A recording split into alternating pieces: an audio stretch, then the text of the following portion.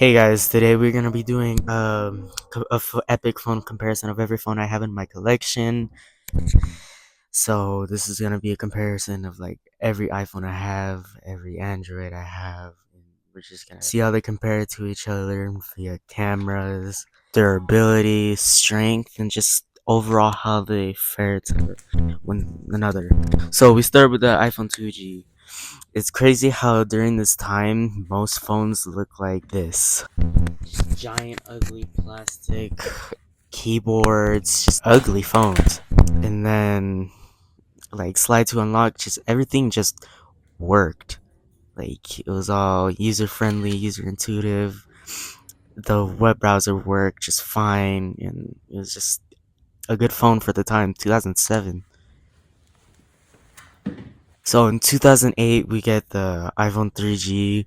Unfortunately, the one I have is a dud, so you're only gonna see this in specific segments of the video. Just sucks, I know. So it's gonna be replaced with the iPod Touch second generation. They basically run the same, so same OS, same processor, and all. It's what you get.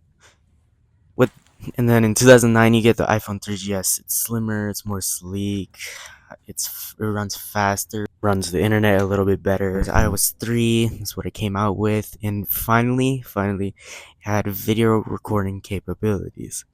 So that's pretty much it for the phone. It is only an S upgrade, so there's no external changes. Only really processing speeds have changed. It did add a compass and voice control to the device. Besides that is pretty much it. Then we get the iPhone 4 in 2010. This phone has glass on both sides, stainless steel around the edges. It did bring FaceTime and front facing cameras. It had a nicer, sleeker looking build. It was faster with Apple's A4 chip, what they just introduced that year. And it's a pretty good phone overall. So in 2011, we get the iPhone 4S. This is the first phone after Steve Jobs passing, unfortunately. This had the A5 chip. It's faster, run iOS 9, which was incredibly slow for this phone. But every update before that was good enough for it. It had better cameras overall. It fixed the dreaded antenna gate issue of the previous phone, the iPhone 4. And it also introduced Siri for the first time, which was pretty cool at the time. This is also when the war between Apple and Android began, with the S1 releasing the year before, and Apple even tried suing them in the beginning of the battle between Apple and Android. And that's pretty much it for this phone. 2012, we finally get the iPhone 5. This had a 4.0 inch screen, finally being bigger than 3.5. It came with the A6 processor, which could handle more tasks in overall speed, and it was just a better processor overall. Performed tasks way better than the iPhone 4S. And this was the year when things between Apple and Samsung got real. The Samsung that year released the Samsung Galaxy S3 and the Note 2, which were way bigger and more powerful than the S3. And a lot of other companies were releasing Android phones with way bigger screens and way more powerful than the iPhone 5. Like, look at the display difference in size. But anyways, that's pretty much it. 2013, we get the iPhone 5S, which is yet again another S phone, better processor, better cameras, more faster. However, this did introduce two-tone flash, and it also did include for the first time Touch ID on the phone, which allows you to unlock the phone with your fingerprint instead of just the regular old passcode. It did introduce slow-mo video capabilities for the first time and introduce a new color, gold, which before that there was only two color options, white and black, or space gray and silver. And this also was way faster with the A7 chip, being able to run all the way up to iOS 12, and it was just way faster phone. 2014, we get the iPhone 6. Apple finally saw that there was way bigger Android phones out there and finally listened to its fans and made a 4.7 and 5.5 inch phones. It was way slimmer than the iPhone 5S and used full aluminum around the back. It was only a little bit faster than the iPhone 5S with the A8 chip. So really the only difference between the 5S and 6 was the size difference, but that did matter due to the S5 releasing earlier that year, and they're almost comparable in size, which is a good thing. As before, it was the Samsung would dwarf the iPhone in size, but it did come with a cost, with Bengay being an extremely big issue that year, with a lot of users complaining that the phone would bend in their back pocket. 2015 we would get the iPhone 6s, which fixed the Bengay issue of the iPhone 6, when also came with a better processor, a better camera, and a new color in rose gold, and 3D touch, which was a new feature at the time. This phone shipped with iOS 9, and sadly the phone I have is dud. It is locked from another user that had it before me. It's passcode locked, sadly. So it'll only be featured in specific elements of the video. 2016, we get the iPhone 7, which was weird because it felt like an iPhone 6 SS. It had the controversial removal of the headphone jack. It did come with a new home button, which was a haptic one instead of a physical one. And came with two new colors. They brought black, matte black, and they brought in jet black. In the iPhone 7 Plus, even included an extra camera for portrait photos, which was like a bokeh effect. They also released the AirPods the same year, later on that year, and added a dongle in the box, which was kind of stupid because you couldn't charge your phone and listen to music at the same time, which only made the reception of the iPhone 7 worse. We also saw some more competition from Samsung with the Samsung Galaxy S7 Edge, which was a bigger phone than the iPhone 7 and also ran faster than it with the glass back too. And in 2017, we saw the iPhone 8. Now, this was basically an iPhone 6 SSS, being a phone with glass backs. It was released alongside the iPhone 8 Plus, and later on that year released the iPhone 10, which basically made this phone pointless besides people who were looking for a budget-friendly option, which this phone did amazing at.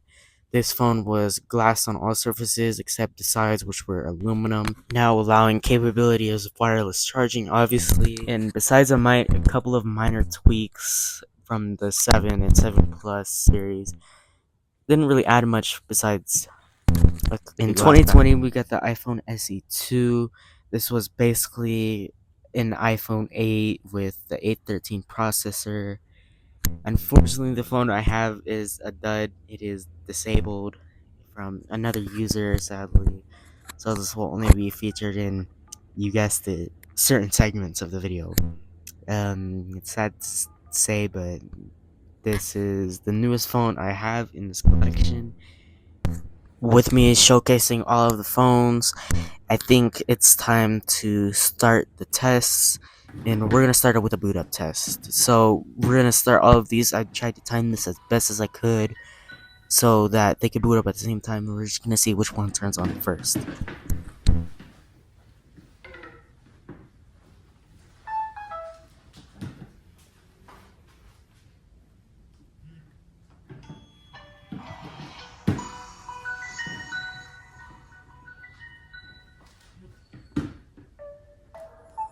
So the iPhone 7 turns on first, and then down the line it goes. So you can see all of them turning on right about now, and we're just gonna see which one turns on last now.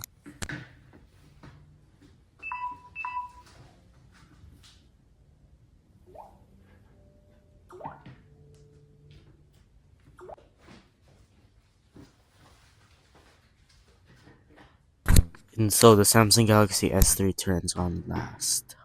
So it's a bit disappointing to see, but you know, it's just which one turned on last.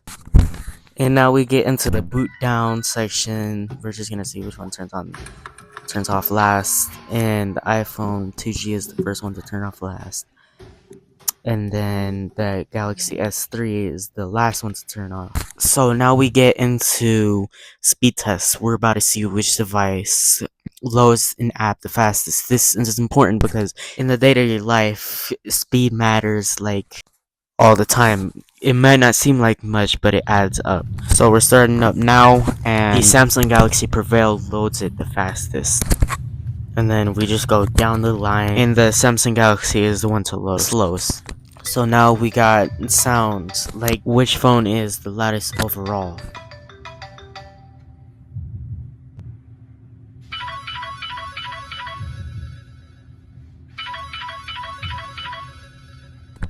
Now onto durability. How tough is your phone?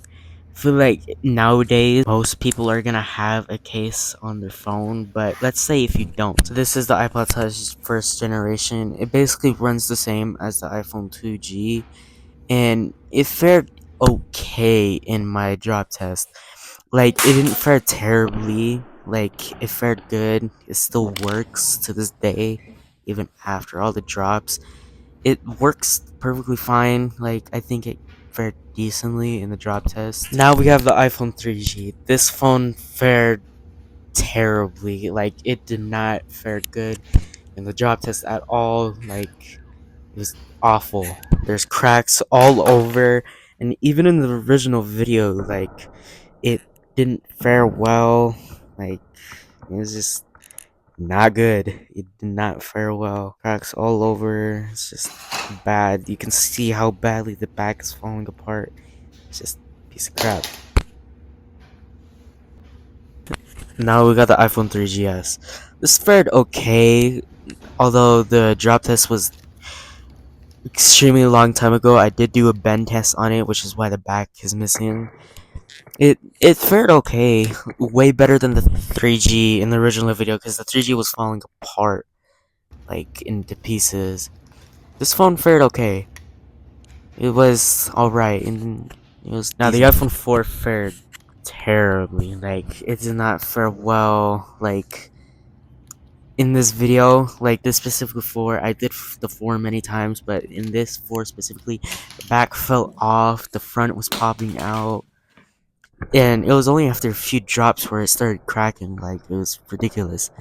It fared extremely horrible.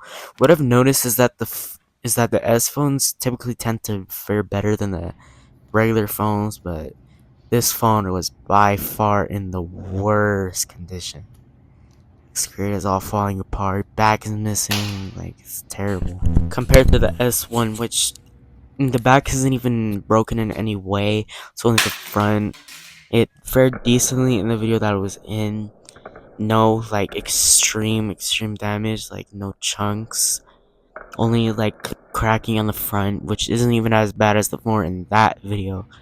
Like, it fared okay.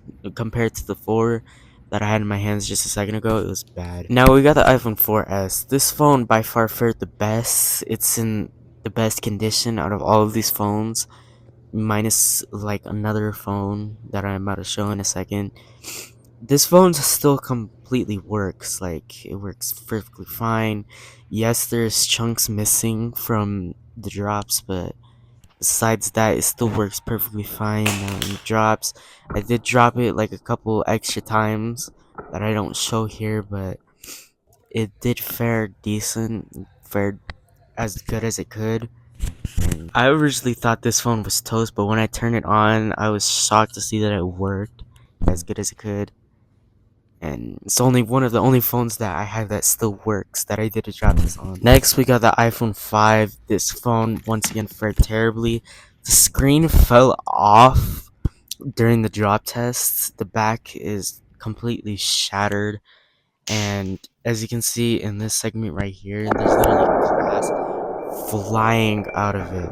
Like, it's insane how bad it was at the time. Chunks coming out. Like, it's just trash. Not to mention, before the drop test, it was iTunes locked. Next, we got the iPhone 5S. Now, I did do a couple bonus drops on this one. Compared to the iPhone 5, that was already trashed by the time I did the face down 10-foot drop. And it fared decently at first until the head height drop, where it did crack a little bit. 10-foot drop, it cracked a little bit more, but what really put it in was a backdrop on 10 feet, like this second or third time I did it. As you can see, like, a big chunk flew out. I threw it like once, and then it turned purple. Like, the screen literally went haywire, it turned purple. and now it's red all of a sudden. The screen does work, it still doesn't make sounds, but you can't even notice because there's no input in the digitizer anymore. It's fried. And despite all of the damage on the front, the back is basically untouched. There's no cracks to either the top or the bottom of the back glass. Only a few scuffs. It's interesting how the damage came out, because I was expecting like regular damage, but no, it was weird. It's something I've never seen before on a phone. So next we got the iPhone 6s. This phone, this phone in specific fared okay. The back is almost undamaged. The front is damaged, however, pretty badly. Um, Unfortunately, while making that video, I had a potato for a camera, so that's why the quality looks so bad. But anyway, the back was undamaged, the front was damaged, and I tried testing to see if it powered on. It does not. It didn't power on before. It definitely doesn't power on now, and that's pretty much it. I did do a success a different time. That phone fared terribly. The back was damaged, the front was damaged pretty badly compared to the Galaxy I had in that video. Yeah, I did do a bend test on it.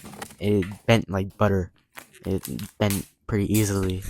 I still have the pieces now even. So now we're on to the next segment, which is cameras.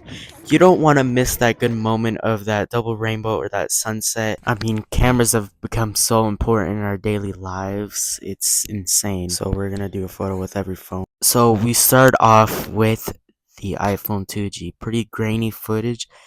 Then we go on to the iPhone 3GS. Then the iPhone 4S and Galaxy Prevail. Then the iPhone 5 and the Galaxy S3, ZTE phone and Note 2. Then the iPhone 5S and Nokia Lumia. Then the iPhone 6 with its 8 megapixel camera. Then the iPhone 7 Galaxy S7. Then the Alcatel Tetra. And then where we are today with the iPhone 13 and Moto G. Thank you guys so much for watching. I really hope you enjoyed this video. This is the first video with my voice in it. I really hope you enjoyed this video as much as I did making it. I spent a really long time making this video, so if you could please give a like, that would be greatly appreciated. With that being said, I hope you enjoy it, and I will see you in the next one. Peace.